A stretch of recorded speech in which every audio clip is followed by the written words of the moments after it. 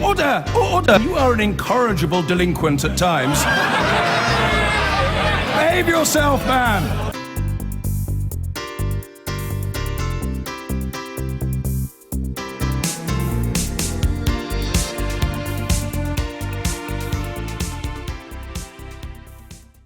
So, Theresa May is preparing for her big Brexit speech on Tuesday, in which she'll urge people to give up on insults and division and unite to build, and I quote, a global Britain. Some of the Sunday papers report the Prime Minister will go further than she's gone before. The Sunday Telegraph splashes with the headline, May's big gamble on a clean Brexit, saying the Prime Minister will announce she's prepared to take Britain out of membership of the single market and the customs union. The Sunday Times has a similar write-up. They call it a clean and hard Brexit. The Brexit Secretary, David Davis, he's also written a piece in the paper hinting that some kind of transitional deal could be on the cards. And the Sunday Express says May's Brexit battle plan, explaining the Prime Minister will get tough with Brussels, calling for an end to free movement. Well, let's get some more reaction. I'm joined now from Cumbria by the leader of the Lib Dems, Tim Farron. Mr. Farron, welcome back on the programme. The Prime Minister says most people now just want to get on with it and make a success of it. But you still want to stop it, don't you? Well, I certainly take the view that heading for a hard Brexit, and essentially that means being outside the single market and the customs union, is not something that was on the ballot paper last June. And for Theresa May to adopt what is basically the Nigel Farage vision of Britain's relationship with Europe and the rest of the world is something that was not voted for last June. I think it's right for us to stand up and say that a hard Brexit is not the democratic choice of the British people, and that we should be fighting for the people to be the ones who have the say at the end of this process, not have it forced upon them by Theresa May and David Davis. When it comes, though, to your position that we should remain in the membership of the single market and the customs union, looks like you're losing the argument, doesn't it? So my sense is that if you believe that being in the single market and the customs union are good things, and I think many people on the Leave side believe that. Stephen Phillips, of course, Conservative MP until the autumn, who resigned, who voted for Leave but believes we should be in the single market. I think those people believe that it is wrong for us to enter the negotiations having given up on the most important part of it. If you really are going to fight Britain's corner, then you should go in there fighting for membership of the single market, not give up and wave the white flag as Theresa May appears to have done before we even start. Will you now vote against triggering Article 50 in the Commons?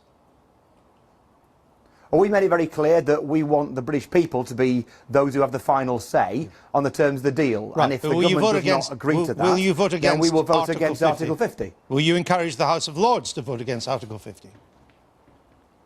Well, I don't think the House of Lords will get a chance to vote for or against Article 50. They'll have the chance to introduce amendments, and one of the amendments we will introduce is that there should be a referendum on the terms of the deal. It's not right that Parliament, and especially not government, and especially not civil servants in Brussels and Whitehall, they should stitch up the final deal. That would be wrong. It's right that the British people have the final say. Right, now I understand that that's your position. Now, you've also made it clear you want Britain to remain a member of the single market and the customs union. You accept, I assume, that that would mean remaining under the jurisdiction of the European Court of Justice, continuing free movement of peoples, and free trade deals remaining a Brussels competence. So it seems to me that if you believe that being in the single market is a good thing, then you should go and argue for that. And whilst I believe that we're not going to get a better deal than the one we currently have, nevertheless, it's up to the government to go and argue for the best deal possible for us outside. But you accept your position would mean all that? It would mean certainly being in the single market and being in the customs union. It's no surprise to you, I'm sure, that the Liberal Democrats believe the package we've got now inside the European Union is going to be infinitely better than anything we get from the outside. But we accept the direction of travel the government is going. At the moment, what they're doing is assuming all the things you say are true. And there's no way possible for us arguing for a deal that allows us in the single market and maybe without some of those other things. If you really believed in the best for Britain, you'd go and argue for the best for Britain. Yes, but let's just be clear. If we remain under the jurisdiction of the ECJ, which is the court that governs membership of the single market. Continued free movement of people, the Europeans have made clear, goes with the single market, and free trade deals remaining of Brussels' competence. If we accepted all that as the price of membership of the single market, in what conceivable way would that amount to leaving the European Union? Well, for example, I do believe that being a member of the single market is worth fighting for. I personally believe that freedom of movement is a good thing. British people benefit from freedom of movement. We will hugely be hit as individuals, as families and businesses if we do not have freedom of movement. But your idea of leaving is to stay. But there's a but. Yeah, no, the but is that if you do accept that freedom of movement has to change, I don't, but if you do, and if you are Theresa May, and your job is to go and fight for the best deal for Britain, don't just take it from Brussels that you can't be in the single market without those other things as well. You're going to go and argue the case. And this is what depresses me, that Theresa May is beginning this process, waving the white flag over single market membership, just as this morning we've seen Jeremy Corbyn again waving the white flag when it comes to opposing her. We need a government that will fight Britain's corner, and we need an opposition that will fight the government to make sure that it fights Britain's corner. Just explain to our viewers how we could remain members of the single market and not be subject to the jurisdiction of the European Court. So, first of all, we've spent over the last many years, the likes of Nigel Farage and others will have argued, and you've heard them probably on this very programme, that Britain should aspire to be like Norway, like Switzerland, for example, countries that are not in the European Union, but are in the single market. It's very clear to me that if you want the best deal for Britain, you go and argue for it. You don't get told but you haven't by answered Brussels, my question. by Whitehall, by anybody What's the answer to what my you question? can and cannot have. What's the answer to my question? But the question surely is, how does the Prime Minister go and fight for the best deal for Britain? And if we believe being in the single market is the right thing, not access to it, but membership of it, you go and fight for that. You don't go and concede before you've even entered the negotiating room. That wasn't my question, but I'm afraid we've run out of time. Thank you for being with us this morning, Tim Farron there. Janan, the leaks on this speech on Tuesday that we've seen, and it's interesting that the Downing Street has not attempted to dampen them down this morning in the various papers. Do they tell us something new? Do they tell us more of the government's aims in the Brexit negotiation? I think it's only a confirmation of something that she's been intimating really for the 6 months that she's been in the job.